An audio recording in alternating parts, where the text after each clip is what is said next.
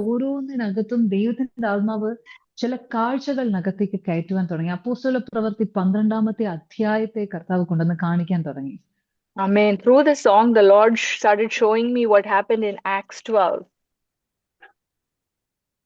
അതിനു മുൻപായിട്ട് അന്നത്തെ ദിവസം രാവിലെ കർത്താവ് ഒരു വിഷയം സ്പെസിഫിക് ആയിട്ട് പ്രാർത്ഥിപ്പിച്ചു. And that day, earlier in the morning, the Holy Spirit made me pray specifically about an issue. ആ വിഷയം ഇതാണ്: 2025 പറഞ്ഞിരിക്കുന്ന പ്രോമിസസുകൾ 2025 പ്രവൃത്തിയിലേക്ക് വരേണ്ട ചില കാര്യങ്ങൾ, അത് 2025 ഡിസംബർ 31 മുൻപായിട്ട് നമ്മുടെ ലൈഫിൽ ഫുൾഫിൽഡ് ആവണം. And before that, what I prayed is, what God intended for us in 2025 should be accomplished before the end of the month of December. 2025 തീരുന്നത് മാത്രമല്ല, 2026 എന്ന് പറയുന്നത് ദൈവത്തിന്റെ കരത്തിൽ ഒരു പുതിയ പ്രൊജക്റ്റ് ആണ്. And 2026 is a new project in God's hands. അപ്പൊ 2026 കയറുമ്പോൾ 2025 ക്യാരി ഫോർവേഡുമായിട്ട് പോവേണ്ട ആവശ്യമില്ല. പൂർത്തീകരിക്കപ്പെടേണ്ടത് ഇവിടെ പൂർത്തീകരിക്കപ്പെടണം. Amen. The Lord wants to finish and perfect all that is about us concerning 25 here. We don't need to carry forward, roll over anything to the next year. അപ്പൊ 2026 പറ്റി ദൈവം ആഗ്രഹിക്കുന്ന ഒരു വിഷയത്തിനകത്ത് ദൈവം എന്താണോ എന്റെ മുൻപിൽ വെച്ചിരിക്കുന്നത് അതിന് ഉതകുന്ന രീതിയിൽ ഞാൻ നല്ല പാത്രമായി തീരണം. So what God has prepared for me for 25, I need to be a good vessel for His plans and project. ഇപ്പൊ 2025 വേണ്ടി ഒരുങ്ങുകയും 2025 പ്രൊജക്ട്സ് തീർക്കുകയും 2026 പ്രവേശിക്കുമ്പോൾ പുതിയത് എടുക്കത്തക്കവണ്ണം ഞാൻ ഒരുക്കപ്പെടുകയും ചെയ്യണം. Amen. So the two things is, one, we have to be a vessel that is prepared to finish what was planned for 25, and so we can be refined to do what is ordained unto us in 26. ഇതിനകത്ത് ഒരു വിഷയം ഞാൻ ഒരിച്ചിരി deviate ചെയ്തിട്ട് പോകുന്നത് എന്താന്ന് വെച്ച് കഴിഞ്ഞാല് 2026 പുതിയ പ്രൊജക്റ്റും 25 ക്ലോഷറും ഒക്കെ നടക്കണമെങ്കിൽ ദൈവം ആഗ്രഹിക്കുന്ന ഒരു ക്യാരക്ടർ നമ്മുടെ ലൈഫിലേക്ക് വരണം. And I'm going to deviate on a side point. To finish what is expected of 25 and to do what is expected of 26, there is a character God desires in our life. കാര്യം എപ്പോഴും നമുക്ക് വ്യത്യാസം വരുന്നത് നമ്മുടെ ക്യാരക്ടറിനകത്താണ്. Every time the change has to happen in our character. ഈ character എന്ന് പറയുമ്പോൾ നമ്മൾ ക്യാരക്ടർ ഒരു പെർമനന്റ് ഫാക്ടർ ആണെങ്കിലും നമ്മൾ അതുമായിട്ട് ബിഹേവ് ചെയ്യുന്നത് ഭയങ്കര ഡിഫറൻസോടെയാണ്. And when the character changes, our behavior changes. ഇങ്ങനെ ദൈവം ആഗ്രഹിക്കുന്ന നിലയിലേക്ക് ഞാൻ എൻ്റെ സ്വഭാവത്തെയും സ്വഭാവത്തിൽ നിന്ന് വരുന്ന റെപ്പർക്കഷൻസിനെയും ഞാൻ മാറ്റിയിട്ടില്ല എങ്കിൽ ചില കാര്യങ്ങൾ ദൈവം ആഗ്രഹിക്കാത്ത നിലയിൽ നിന്ന് നമ്മളുടെ റിയാക്ഷൻസ് ഉണ്ടാവാൻ തുടങ്ങും. If our behavior doesn't change as God desires our character to change, then we will have negative repercussions of what actually God plans for us. I hope you understand. ഇതൊരു ചെയിൻ റിയാക്ഷൻ പോലെ നടന്നുകൊണ്ടിരിക്കും. പോകും വരും delay ചിലതിനകത്ത് വന്നുകൊണ്ടേയിരിക്കും. It'll become like a chain reaction. If our character doesn't change, there is going to be behavioral consequences in our life, and this will go on like a chain reaction and delays the plan of God about our life. അപ്പൊ 2025 26 road map ഞാൻ നിങ്ങളുടെ മുമ്പിൽ വെച്ച് കഴിഞ്ഞു. പുതിയ project എടുക്കണോ, carry forward ചെയ്യണോ, it's up to you. Definitely ദൈവസന്നിധിയിൽ ഇരിക്കുക, പ്രാപിക്കേണ്ടത് പ്രാപിക്കുക, മാറ്റേണ്ടത് മാറ്റുക, കെട്ടിവെക്കേണ്ടത് കെട്ടിവെക്കുക, മുന്നോട്ടേക്ക് കുതിക്കുക. Amen. So I've already laid the roadmap of how we need to end 25 and enter 2026. I request that you will take time to, in personal prayer, ask God for the wisdom. What are the things that needs to break? What are the things I need to let go? And what are the needs I need to jump over so that my character is changed to fulfill the purpose of God? ഞാൻ ഒരിക്കൽ കൂടി repeat ചെയ്യുകയാണ്, ഇത് underline ചെയ്ത് ഞാൻ നിങ്ങളുടെ മുൻപിൽ വെക്കുകയാണ്. 2026 is a new project for Holy Spirit. Amen. 2026 is a new project. I highlight that word. ഇനി വാർ സ്ട്രാറ്റജിയുടെ കാര്യത്തിനകത്ത് വരുമ്പോൾ അന്ന് ഞങ്ങൾ വൈകിട്ട് ഇരുന്ന് പ്രാർത്ഥിച്ചുകൊണ്ടിരിക്കുമ്പോൾ ചില വിഷയങ്ങൾ മുൻപിൽ നിൽപ്പുണ്ട്, ചിലതിനകത്ത് തീർപ്പുകൾ കൽപ്പിച്ചിട്ടില്ല, ഇതെന്താ മുന്നോട്ട് പോകാത്തത് എന്ന് ഞങ്ങൾ ആലോചിച്ച് ദൈവസന്നിധിയിൽ ഈ വിഷയത്തെ വെച്ച് പ്രാർത്ഥിച്ചുകൊണ്ടിരിക്കുമ്പോഴാണ് ഈ പറഞ്ഞ സ്വപ്നം കാണുമ്പോൾ വാതിലും വഴികളും തുറന്നു തന്നോനെ ആരാധിക്കുന്നു എന്ന് പറയുന്ന പാട്ട് കയറി വരുന്നത്. Amen. So that day, as we were praying and about regarding the topic of prayer strategy, suddenly this song came about dreams and visions. എനിക്ക് ഒരു ഹെൽപ്പ് വേണം. അപ്പോസ്തല പ്രവൃത്തി 12-ാമത്തെ അധ്യായം 5-ാമത്തെ വാക്യം മുതൽ 19-ാം വാക്യം വരെ ഒന്ന് ആരെങ്കിലും വായിച്ചു തരണം. Yeah. Go ahead, Auntie. Yeah, Acts എത്രയാ ഒന്നുകൂടെ പറഞ്ഞാൽ Chapter 12:5. 5 till 19. Okay. 12, chapter 5. Peter was therefore kept in prison, but constant prayer was offered to God for him by the church. And when Herod was about to bring him out, that night Peter was sleeping, bound with 2 chains between 2 soldiers, and the guards before the door were keeping the prison. Now behold, an angel of the Lord stood by him, and a light shone in the prison, and he struck Peter on the side and raised him up, saying, Arise quickly. And his chains fell off his hands. Then the angel said to him, Gird yourself and tie on your sandals. And so he did. And he said to him, Put on your garment and follow me. So he went out and followed him, and did not know that what was done by the angel was real, but thought he was seeing a vision. When they were past the first and the second guard posts, they came to the iron gate that leads to the city, which opened to them of its own accord.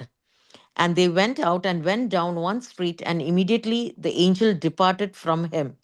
And when Peter had come to himself, he said, Now I know for certain that the Lord has sent his angel and has delivered me from the hand of Herod and from all the expectation of the Jewish people. So when he had considered this, he came to the house of Mary, the mother of John, whose surname was Mark, where many were gathered together praying. Amen. Amen. Till 12. Amen.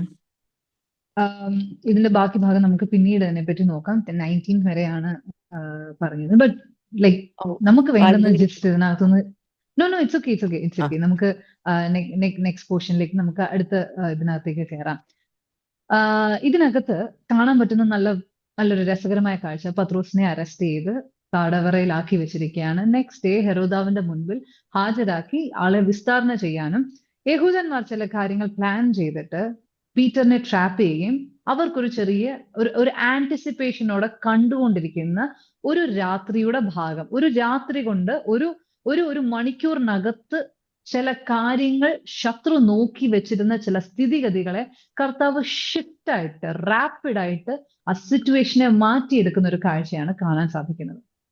So in this situation, we see how Peter is imprisoned and the Jews have certain plans how they are going to kill him, right?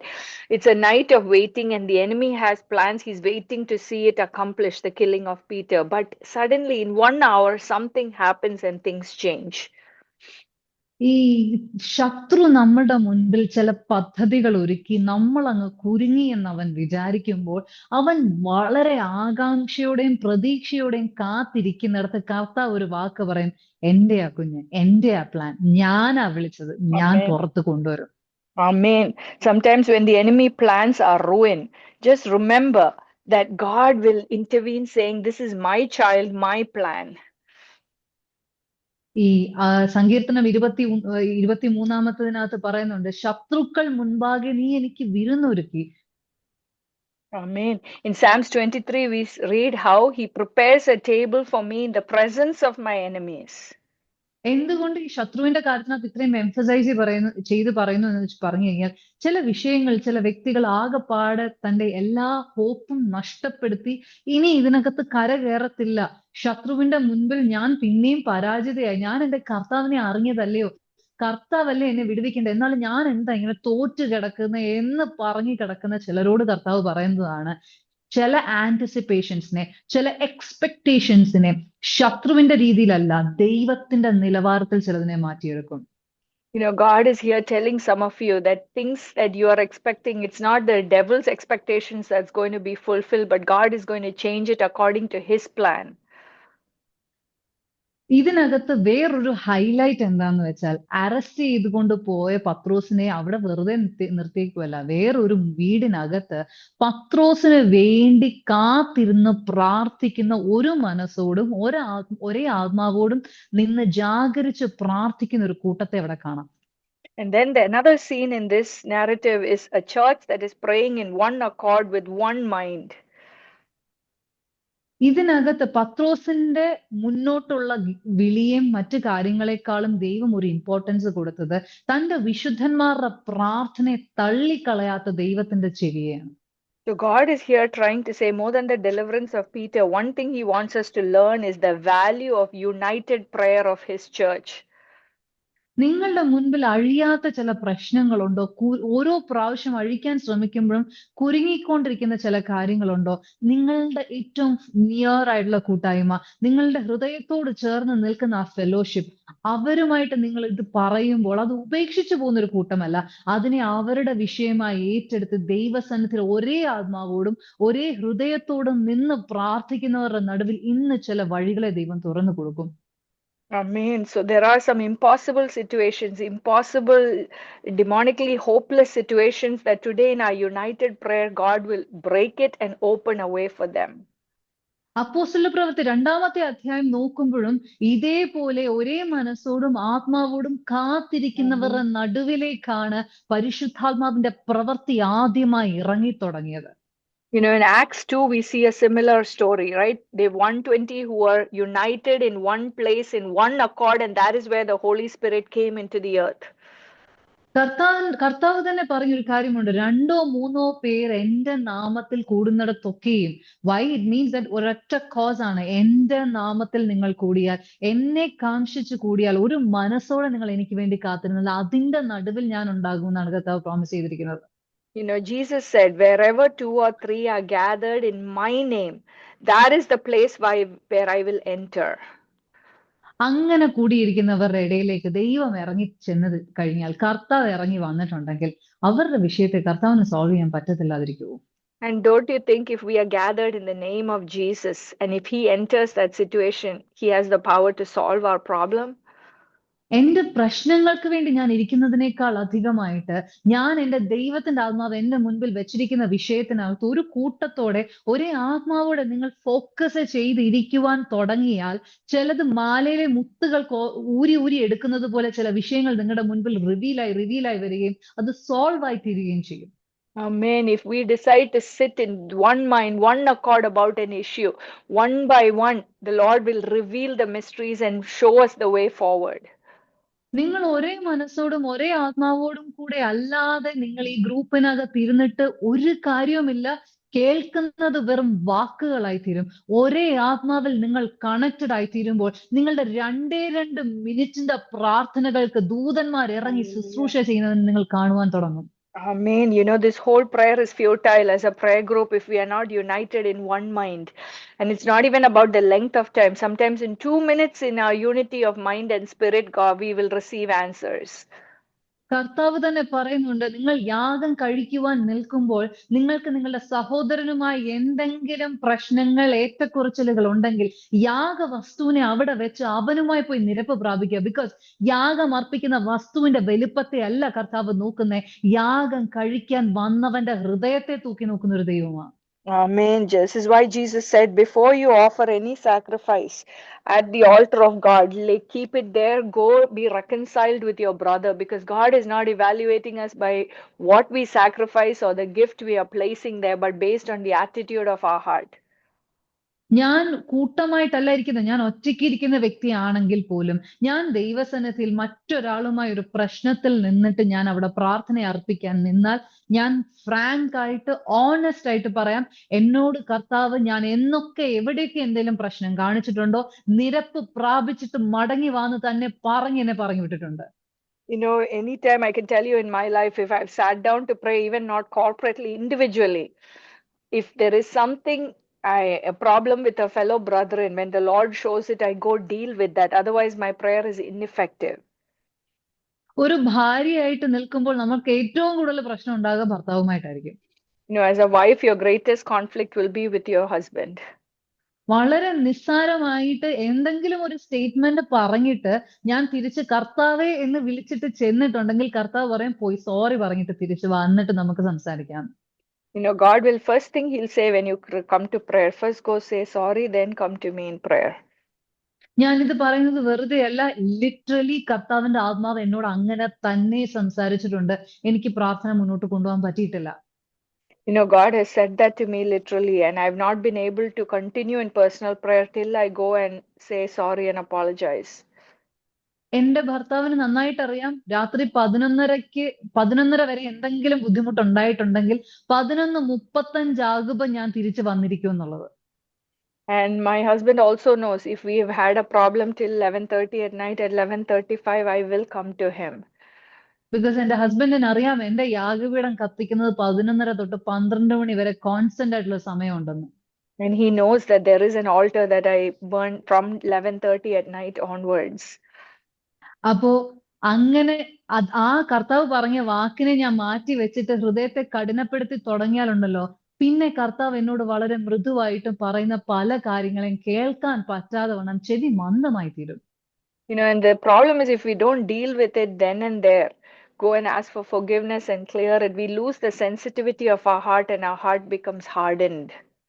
നിങ്ങൾക്ക് തോന്നുന്നുണ്ടോ, ഒരു കാലത്ത് ഞാൻ നന്നായി കർത്താവിന്റെ ശബ്ദം കേട്ടുകൊണ്ടിരുന്ന ഒരാളാണ്, എന്നാൽ ഇപ്പൊ എനിക്ക് അങ്ങോട്ട് അത്രയും സെൻസിറ്റീവ് ആവാൻ പറ്റുന്നില്ല, എനിക്ക് അങ്ങോട്ട് കേൾക്കാൻ പറ്റുന്നില്ല, അപ്പ എന്ന് വിളിക്കുമ്പോൾ മോളെ എന്ന് പറയുന്ന വാക്ക് എനിക്ക് കേൾക്കാൻ പറ്റുന്നില്ല. നിങ്ങൾക്ക് തോന്നുന്നുണ്ടോ? അങ്ങനാണെങ്കിൽ ഇങ്ങനെ ചില കാര്യങ്ങൾ ദൈവത്തിന്റെ ആത്മാവ് നമ്മളോട് പറഞ്ഞപ്പോൾ നമ്മൾ അതിനെ മാറ്റി വെച്ച് ഹൃദയത്തെ കഠിനപ്പെടുത്തിക്കൊണ്ടിരുന്നത് കൊണ്ട് മാത്രമുണ്ടായ ഒരു പ്രശ്നമാണ്. തിരിച്ചു വാ, റെക്കൺസൈൽ ചെയ്യ്, ദൈവസന്നിധിയിൽ അതിനോട് സോറി പറ, നിങ്ങളുടെ ഹൃദയത്തിന് മയവും മാംസവും ഉള്ളതായി തീരാൻ പ്രാർത്ഥിക്കുക. Amen. Are you that person who says there was a time in my life I could hear the Lord's voice saying, my child, my daughter, but today you're not hearing anything from God? The simple reason is that we are walking in offense and we are holding on to many offenses. I'm telling you, it's not too late. Return to the Lord, lay it down, reconcile, return to the Lord. മനുഷ്യനാണ് തെറ്റുപറ്റും, എന്നാൽ ദൈവാത്മാവ് നമ്മളെ കാണിച്ചു തരുമ്പോൾ അതിലേക്ക് നമ്മൾ റെക്കൺസൈലേഷനിലേക്ക് എത്തിയിട്ടില്ലെങ്കിൽ ചില കാര്യങ്ങൾ നമ്മുടെ ലൈഫിൽ ഭയങ്കരമായി നഷ്ടമായി തീരും. I'm here to tell you, as humans, because we are human beings, we make mistakes. We will err. But the key is to return to the Lord, and God is able to restore you. ഒരു corporate ആയിട്ടുള്ള സ്ട്രാറ്റജിയാണ് ഇപ്പോൾ ഞാൻ ഇവിടെ വരച്ചു കാണിച്ചത്. കൂട്ടമായിട്ട് ഒരേ ആത്മാവോടും ഒരേ മനസ്സുകൊണ്ടും പ്രാർത്ഥിക്കുന്ന ഒരു വിഷയത്തിന് വേണ്ടി ജാഗരിക്കുന്ന ഒരു കൂട്ടം. I showed you a corporate strategy, how as a group we can pray with one mind, with unity in one accord. ഇനിയും ചില വിടുതലുകൾക്ക് വേണ്ടി, ചില വാഗ്ദത്ത നിവർത്തീകരണങ്ങൾക്ക് വേണ്ടി ലൈഫിൽ ആദ്യമായിട്ട് ഇങ്ങനെ ഒരു വിഷയം പ്രാർത്ഥിക്കണമെന്ന് പറഞ്ഞ് കർത്താവ് എനിക്ക് തന്നത് ഇതാണ്. അടുത്ത പറയുന്ന കാര്യമാണ്. The next topic that I'm going to share is a topic that God gave me for the first time in my life. ഇത് ഞാൻ പറയുമ്പോൾ നിങ്ങൾക്ക് അത് എങ്ങനെ, ആദ്യത്തെ ഒരു സെന്റൻസ് കേട്ടാൽ ചിലപ്പോൾ നിങ്ങൾക്ക് ചിരി വരുമായിരിക്കാം. The first sentence I say, you might find it funny. ആ സ്റ്റേറ്റ്മെന്റ് ഇതാണ്: കർത്താവെ, എന്റെ ശത്രു സുഖമായി സമാധാനമായി ഉറങ്ങിപ്പോട്ടെ. The first is say that, Lord, let my enemy sleep, be at peace and sleep comfortably. നന്നായിട്ട് ഉറങ്ങട്ടെ, ഗാഢ നിദ്രയിൽ ഉറങ്ങട്ടെ, അവന്റെ ക്ഷീണം മുഴുവൻ മാറുന്ന നിലവാരത്തിൽ ഉറങ്ങട്ടെ. And let him pray in such a way that it's a deep sleep, that all his problems are solved. I mean, he's just so deep in sleep. ഇത് കേട്ടിട്ട് ചിലപ്പോൾ മനസ്സിൽ തോന്നായിരിക്കും, എന്റെ ഉറക്കം കളഞ്ഞിട്ട് ഇനി ഞാൻ അവന്റെ ഉറക്കത്തിന് വേണ്ടി പ്രാർത്ഥിക്കണമല്ലേന്ന്. You might think it's funny because that enemy is stealing my sleep. Why should I pray for his deep sleep and peace? ഇനി നല്ല രസമായിട്ട് ഞാൻ ഒരു പിക്ചർ നിങ്ങൾക്ക് കാണിച്ചു തരാം. Now let me describe a word picture. ഇതിനകത്ത് പത്രോസ് 2 ആളുകളുടെ നടുവിലിരുന്ന് ഉറങ്ങുകയാണ്. Peter is praying in the middle of 2 guards. ഈ 2 ആളുകളും വെറുതെ ഉള്ള വ്യക്തികളല്ല, അവർ സോൾജേഴ്സ് ആണ്, അവര് എക്വിപ്ഡ് ആണ്, അവര് ഓരോ പോയിന്റിലും ഭയങ്കര ജാഗ്രതയോടെ നിൽക്കുന്നവരാണ്. And these guards are well equipped and Their job is to guard Peter. എന്താ നമ്മൾ വിചാരിച്ചത് ചിലപ്പം പീറ്റർ ഫ്രീ ആയിട്ടിരിക്കുന്നത് കൊണ്ടായിരിക്കും രണ്ടുപേരെ അടുത്തിരുത്തിയെന്നായിരിക്കും അല്ലെ? We might think, it's because why are these two guards seated there? Because Peter is free? അല്ല, പത്രോസിന്റെ കൈകാലുകൾ ചങ്ങലയാൽ ബന്ധിക്കപ്പെട്ടിട്ടുണ്ടെന്ന് നമുക്ക് ഇതിനകത്ത് കാണാൻ സാധിക്കും. We can see that he's not actually free to move. His hands and his feet are bound by chains. ഇതും പോരാത്തതിന് വാതിലിന് കാവലായിട്ട് രണ്ട് വ്യക്തികളെ അവിടെ നിർത്തിയിട്ടുണ്ട്. And as though these two guards beside him is not enough, there is also guards by the door. ഈ ജയിലിൽ കടന്നു പോവാൻ രണ്ട് വാതിലുകൾ കടന്നാലേ പുറത്തോട്ടേക്ക് എത്തത്തുള്ളൂ. Only if you cross two different gates can you come out of the prison.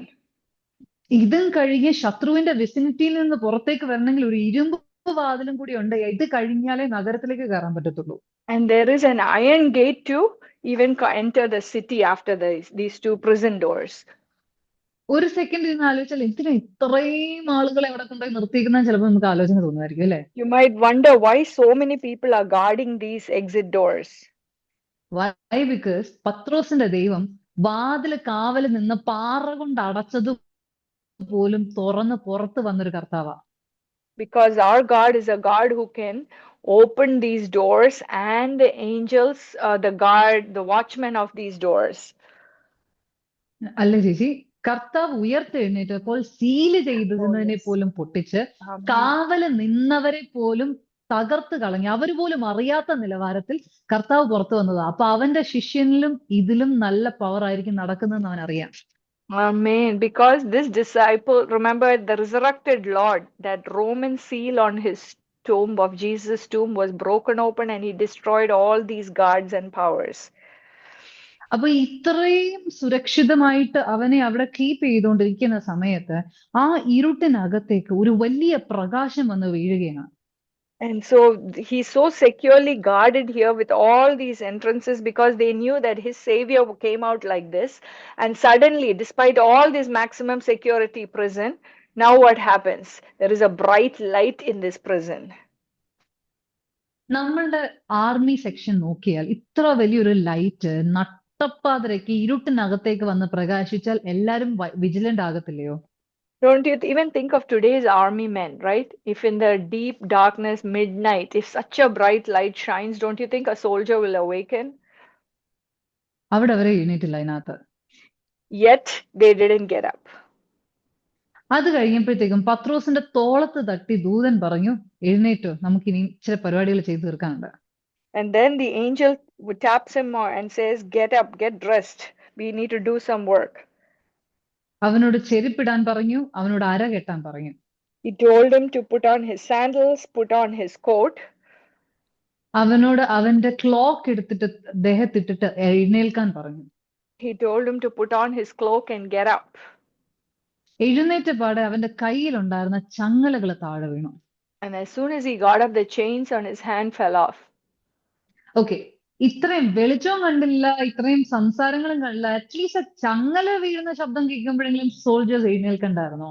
Okay, if they didn't hear the light, they didn't hear the voice speaking to Peter, when the chains fell off, don't you think that sound should have alerted them? അവിടെ അവർ എഴുന്നേറ്റില്ല. Yet they didn't get up. അവിടെ നിന്ന് മുന്നോട്ടേക്ക് കടക്കുന്ന വാതില്, ഇതൊക്കെയും ഈ അത്യാവശ്യം ശബ്ദം ഉണ്ടാക്കുന്ന കഥകൾ തന്നെയാണ് ആ കാലത്തെ. And remember, all these doors that's opening one by one, they're all old, ancient, very creaky doors. എന്നാൽ ഇതൊന്നും തുറന്നിട്ട് ഒരു മനുഷ്യൻ, ഒരു പച്ച മലയാളത്തിൽ ഒരു മാനം മനുഷ്യനും ഉറങ്ങിയിട്ടില്ല. Despite all that, not a soul, not one human knew that all this noise and opening is happening. ശത്രു പോട്ടെ, ഇതൊക്കെ ചെയ്തോണ്ടിരിക്കുന്ന പത്രോസിന്റെ വിചാരം ഞാനൊരു സ്വപ്നം കണ്ടോണ്ടിരിക്കും, ഇതൊക്കെ നടക്കുന്ന സ്വപ്നത്തില. Okay, let alone the guards there. Even Peter, to whom it's happening, is not even aware that it's happening. He thinks he's having a dream. വളരെ ഈസി ആയിട്ട്, വളരെ ബ്രീസ് ലെവലില് ആൾ എഴുന്നേറ്റ് ഇതൊക്കെ ചെയ്ത് നടന്ന് ഇരുമ്പ് വാതിലും കടന്ന് നഗരത്തിനകത്തേക്ക് എത്തി. ദൂതൻ അവനെ വിട്ടു പോകുന്ന പോയിന്റിനാണ് പത്രോസിന് സുബോധം വരുന്നത്. ദൈവം, ഇതൊന്നും സ്വപ്നമല്ലായിരുന്നു, ഈ എന്റെ മുൻപിൽ ഉണ്ടായിരുന്ന 3 കവാടങ്ങൾ തുറന്നത് ദൈവത്തിന്റെ ആത്മാവാന്നുള്ളത്. Amen. And it's only after he comes out that he suddenly has a realization, oh my God, this was not a dream. It actually physically happened to me. അവിടെ ഈ ഇരുമ്പ് വാതിൽ തുറക്കുന്ന കാര്യം പറയുന്നുണ്ട്. വാതിൽ സ്വതവേ തുറന്നെന്നാ ദൈവത്തിന്റെ വചനം പറയുന്നത്. The word of the Lord says that this iron gate opened up by itself. ഇങ്ങനെ ഇറങ്ങി വന്ന പത്രോസിന് പിന്നെ ഡയറക്ഷൻ എവിടെ നിന്ന് തപ്പേണ്ട ഒരു കാര്യമില്ലായിരുന്നു. പത്രോസ് നേരെ വെച്ച് പിടിച്ചു പ്രാർത്ഥനയുടെ സോഴ്സിലേക്ക്. Amen. And after he came out, the angel left him suddenly. Then he came to his senses and he knew how to go to the place of prayer. ഇനി ആ വീടിനകത്തെ സിറ്റുവേഷൻ നമുക്ക് ഇനി ഒന്ന് കാണാം. Now let's examine the situation in that house. വളരെ രസകരമായിട്ട് ചിന്തിച്ചാൽ ചിലപ്പോൾ ആ കൂട്ടത്തിലുള്ള ഓരോ ആളുകളും മർക്കോസിന്റെ വീടിനകത്താണ് ഇരിക്കുന്നതെന്നാ പറഞ്ഞിരിക്കുന്നത്. മേരിയുടെ വീടാന്ന് പറഞ്ഞിട്ടുണ്ട്. അവിടെ ഇരുന്ന് എല്ലാവരും കൂടി പ്രാർത്ഥിച്ചുകൊണ്ടിരിക്കുകയായിരുന്നു, കർത്താവേ പത്രോസിന് നാളെ വിചാരണയാ, കർത്താവേ പത്രോസിനെ വിടുവിക്കണേ, കർത്താവേ അവനെ വിട്ടു കൊടുക്കല്ലേ കർത്താവേ എന്ന് പറഞ്ഞിട്ട് ഇരുന്ന് ശക്തമായിട്ട് പ്രാർത്ഥിക്കുന്ന ഒരു കൂട്ടമാണ് അവിടെ നടന്നുകൊണ്ടിരിക്കുന്നത്. And we read from Acts 12:12 onwards that they are gathered in the house of Mary, the mother of John Mark, and they are praying, right? Maybe one of them is praying, Lord, please have mercy on Peter, please bring him out. They're praying different things about this one topic. ഇവരുടെ പ്രാർത്ഥനയുടെ മറുപടി വാതിൽ വന്ന് തട്ടി രോധ വന്ന് തുറന്നു കഴിഞ്ഞത്. ഈ റിപ്പോർട്ട് പത്രോസിന്റെ ശബ്ദം കേട്ട് തിരിച്ചറിഞ്ഞ രോധ ഈ റിപ്പോർട്ട് ചെന്നിട്ട് ആ കൂട്ടത്തിനോട് പറയുമ്പോ അവര് കൊടുക്കുന്ന ഒരു റിപ്ലൈ ഉണ്ട്. And then when Rhoda sees Peter and goes and gives the prayer group this report, what is the reply they give? അവിടെ 15ാമത്തെ വാക്യം ഒന്ന് വായിച്ചേ. But they said to her, you are beside yourself. Yet she kept insisting that it was so. So they said, it is his angel. അപ്പൊ ഈ 15ാമത്തെ വാക്യത്തിനകത്ത് എന്റെ version NIV വേർഷനകത്ത് ഞാൻ നോക്കുമ്പോൾ എനിക്ക് കാണാൻ പറ്റുന്ന സെന്റൻസ് എന്നാണ്, you are out of your mind. എന്ന് വെച്ചാൽ നിനക്ക് വട്ടായി പോയി എന്നാണ് രോധയോട് പറയുന്നത്. അവരുടെ പ്രാർത്ഥനയുടെ മറുപടി വാതിക്ക് നിന്ന് കൊട്ടിക്കൊണ്ടിരിക്കുമ്പോൾ രോധയ്ക്ക് കൺവിൻസ് ചെയ്യേണ്ടി വന്നു, അയ്യോ അല്ല, നിങ്ങൾ പ്രാർത്ഥിച്ച മറുപടി വാതിക്ക വന്ന് നിപ്പുണ്ട്, നിങ്ങളൊന്ന് വന്ന് കണ്ടാൽ മാത്രം മതി. പലപ്പോഴും പ്രാർത്ഥിക്കാനുള്ള ആവേശമേ ഉള്ളൂ, മറുപടി വാതിക്ക വന്ന് തുറക്കാനുള്ള മനസ്സ് കാണത്തില്ല ചിലപ്പോ നമുക്ക്. You know, many of us are very fervent and able to pray, but actually we don't have the mind to even go and see if our prayer has been answered. That's why they're saying you're out of your mind or you're crazy. ദയവേത് ഞാൻ നിങ്ങളോട് പറയുകയാണ്, കർത്താവ് ചിലത് പ്രവർത്തിക്കുമ്പോൾ മനുഷ്യന്റെ അണ്ടർസ്റ്റാൻഡിങ്ങിന് beyond ആയിട്ടുള്ള കാര്യമാണ്. അവൻ അത് ചെയ്തിട്ടുണ്ടെങ്കിൽ അതിൽ വിശ്വസിക്കുക. അവൻ ഒരു കാര്യം ചെയ്യാൻ പറഞ്ഞിട്ടുണ്ടെങ്കിൽ അതങ്ങ് അനുസരിക്കുക. അതിനകത്ത് ദൈവത്തിന്റെ പ്രവൃത്തി ഒളിഞ്ഞിരിപ്പുണ്ട്. You know, I'm here humbly to request to you that many times when we pray, our solutions are beyond our understanding. It's extraordinary. God will make a solution that is beyond your expectation. ഞാൻ ഈ picture മുഴുവൻ പറഞ്ഞതിന് ശേഷം ഇനി ആ സ്ട്രാറ്റജിയുടെ കാര്യം ബാക്കി ഞാൻ സംസാരിക്കാം. Now that I explained this picture to you, let me talk more about the strategy. ഇന്ന് നിന്റെ മുൻപിൽ വഴി തടയുന്ന ശത്രുവിന്റെ ചില പദ്ധതികൾ ഉള്ളപ്പോൾ ശത്രു നിവർന്നു നിന്നത് കാണാനല്ല, നീ ചില വാതിലുകൾ കടന്നു പോകുമ്പോൾ, നീ ചില വാഗ്ദത്തങ്ങളിലേക്ക് പ്രവേശിക്കുമ്പോൾ നിന്റെ ചുറ്റിനും നിൽക്കുന്ന ശത്രു ഉറക്കത്തിലേക്ക് കയറി പോണം. You know, today what I want to tell you is the strategy is while you're coming out, while you're entering into God's plan and escape plan, the enemy surrounding you should be in deep sleep. അവൻ അറിയേണ്ട ആവശ്യമില്ല എന്റെ കയ്യിലുള്ള ചങ്ങല എവിടെ പോയി, ഞാൻ എടുത്ത ചെരുപ്പ് എവിടെ പോയി, ഞാൻ ഏതൊക്കെ വാതില് കടന്നു എന്നുള്ളത്. The enemy need not know what happened to the chains binding my hand, when I took up the slipper, which way I am walking. ആ ഉറങ്ങിയ കാവൽക്കാര് രാവിലെ മാത്രമാണ് എഴുന്നേറ്റിരിക്കുന്നത്. എപ്പോഴാണ്? പത്രോസ് കടന്നെത്തേണ്ട സ്ഥലത്തിലേക്ക് എത്തിച്ചേർന്ന് അവൻ രക്ഷപ്പെട്ടതിന് ശേഷം. You know, only after Peter reached his destination does the enemy get a clue about what happened. ഇന്ന് നിങ്ങളുടെ ചില വഴികളെ അടച്ചു കളഞ്ഞിരിക്കുന്ന, നിങ്ങൾ പ്രാർത്ഥിച്ച് ചില വിഷയങ്ങളിനകത്ത് ഒരുങ്ങിക്കൊണ്ടിരിക്കുമ്പോൾ അതിന്റെ കൂട്ടത്തിൽ ചിലത് പ്രാർത്ഥിക്കേണ്ടത് ഇതാണ്: കർത്താവേ, എന്റെ മുൻപിൽ നിൽക്കുന്ന ശത്രുവിന്റെ സമൂഹം അവൻ കണ്ണു തുറന്നത് കാണേണ്ട ആവശ്യമില്ല, അവൻ ഉറക്കത്തിലേക്ക് അങ്ങ് കയറിപ്പൊക്കോട്ടെ. ഞാൻ കയറേണ്ടത് അവൻ കാണണ്ട. ഞാൻ കയറി പ്രവേശിച്ച് അവൻ എത്തിപ്പെടാത്ത നിലവാരത്തിലേക്ക് ദൈവം മാറ്റുന്നത് വരെ അവനെ മന്ദതയിലപ്പ അങ്ങാക്കി തീർക്കണേ. പറയുന്നു. Amen. Amen. So I'm encouraging you to pray this prayer. Lord, let the enemy be dull and sleepy and deep in sleep, not aware of the way you're bringing me out of my prison. ഇത് ആദ്യത്തെ ഒരു ഭാഗമല്ല ശത്രു ഉറങ്ങിപ്പോകുന്നത്. This is not the first time the enemy is sleeping. 1 Samuel I think 25-ാമത്തെ അധ്യായമാണെന്ന് തോന്നുന്നു. ദാവീദിനെ തപ്പി ശൗൽ ഇറങ്ങി ചെല്ലുന്ന ഒരു കാഴ്ചയുണ്ട്. There is also another scene, I believe, in 1 Samuel 25, where Saul is going in search of David to kill him. ശൗലും ദാവീദും ഒരു ഗുഹയ്ക്കകത്ത് നിൽക്കുകയാണ്. ദാവീദിന് ചാൻസ് ഉണ്ട് അവനെ തകർത്ത് കളയാൻ. പക്ഷേ അഭിഷക്തനായതുകൊണ്ട് ദൈവത്തിന്റെ നാമം അവന്റെ മേൽ കിടക്കുന്നത് കൊണ്ട് കരമുയർത്താതെ ദൈവത്തിന്റെ ഹൃദയപ്രകാരം നിൽക്കുന്ന ഒരു ദാവീദും ഇതിന് വിരോധമായി, അഭിഷേകത്തിന് വിരോധമായി മനസ്സ് തിരിച്ച് നാശത്തിലേക്ക് നയിക്കപ്പെടുന്ന ഒരു ശൗലിനെയും കാണാൻ സാധിക്കും. We see a Saul who has lost the anointing, headed to destruction, and on the other side we see a David who has been anointed by God to do all of God's plans and purposes. ഇവിടെ നിന്ന് കാണുന്നത് ശൗലും കൂടെയുള്ള സേനാധിപൻ അബ്നേർ ആണെന്ന് തോന്നുന്നു. കിടന്ന് നല്ല സുഖമായിട്ട് ഉറങ്ങുകയാണ്. And we read there that Saul and his commander Abner are in deep sleep. അവിടെ നിന്ന് ഈ ഉറങ്ങിക്കിടക്കുന്ന ശത്രുവിന്റെ അടുക്കൽ നിന്ന് അവന്റെ ആയുധം എടുത്ത് അടുത്ത മലയിൽ പോയി നിന്നിട്ട് ദാവീദ് വിളിച്ച് സംസാരിക്കുന്ന ഒരു സംസാരമുണ്ട്. And then we see how David takes the weapon of Saul and goes to a neighboring mountain and speaks to him. രാജാവും സേനാധിപനും യുദ്ധം അഭ്യസിച്ച് നിൽക്കുന്ന വ്യക്തികളായതുകൊണ്ട് അവർ വളരെ ജാഗരൂകരായിരിക്കേണ്ടവരായിരുന്നു. You know, actually, because Saul is the reigning king and his commander Abner, they should have been on guard and alert, not in such deep sleep. ദാവീദ് അവിടെ നിന്ന് വിളിച്ചു ചോദിക്കുന്ന ഒരു ചോദ്യമുണ്ട്. അബ്നേരെ, നിന്നെ രാജാവിനെ ഗാർഡ് ചെയ്യാൻ നിർത്തിയിട്ട് നീ നന്നായിട്ട് കിടന്ന് ഉറങ്ങിപ്പോയോന്ന്. And then David actually shouts and asks, Abner, you were supposed to guard Saul, were you asleep? അങ്ങനെ ശത്രു എന്റെ മുൻപിലുള്ളപ്പം ഉറക്കിക്കളയുന്ന ഒരു സ്ട്രാറ്റജിയും കർത്താവിന്റെ കയ്യിലുണ്ട്.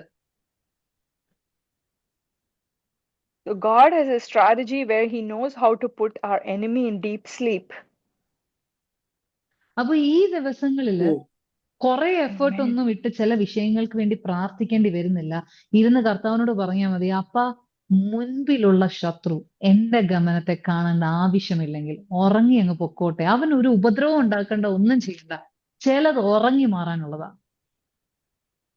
You know, today, so one new prayer I'm teaching you is you don't need to pray for the destruction of your enemy or harm on your enemy. Just pray for grace that they will sleep through, because they don't need to see the steps that you are taking into your destiny in Christ.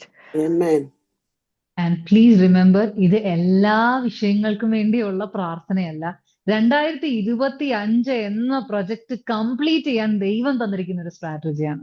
And I want to remind you, this is not a generic prayer for all situations. This is a strategy for the unfinished projects of 2025.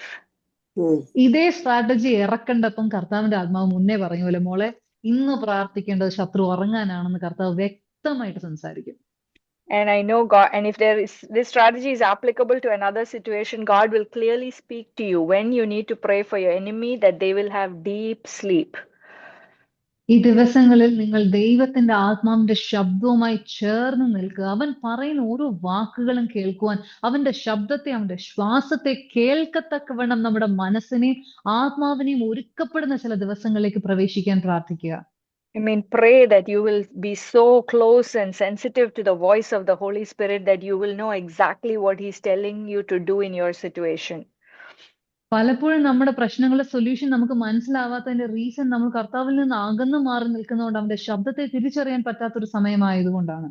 Many times we are not able to hear the voice of the Lord because we ourselves are far away. We are not close to Him. We are walking in offense.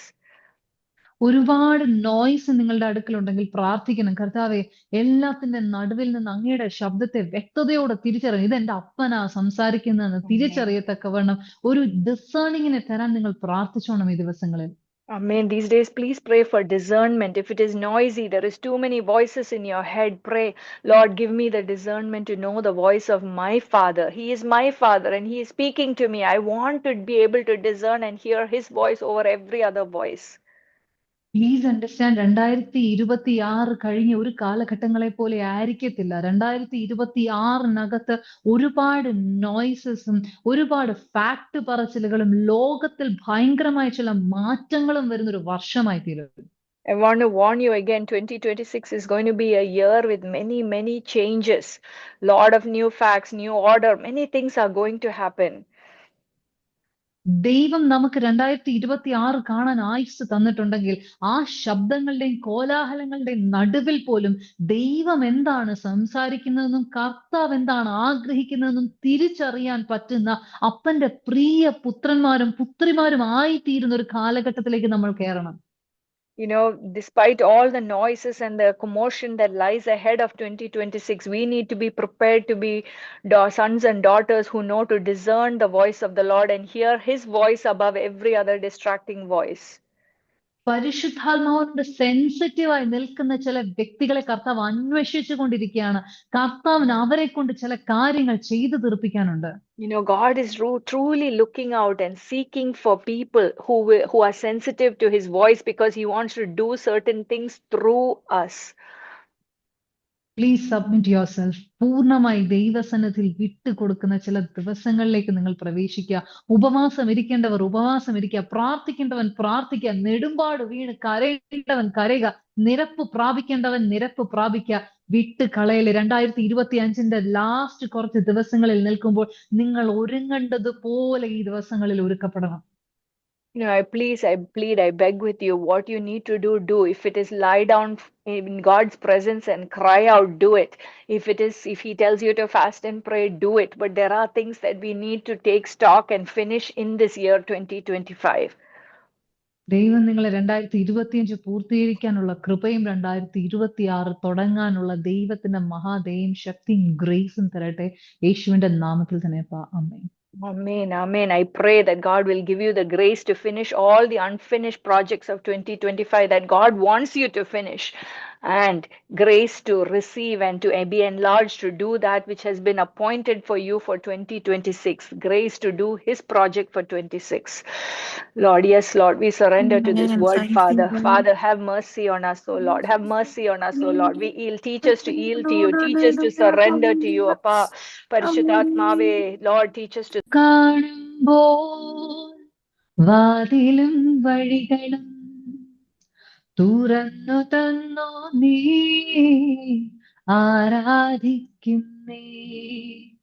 സ്വപ്നം കാണുമ്പോൾ വാതിലും വഴികളും തുറന്നു തന്നോ നീ ആരാധിക്കുന്നേ.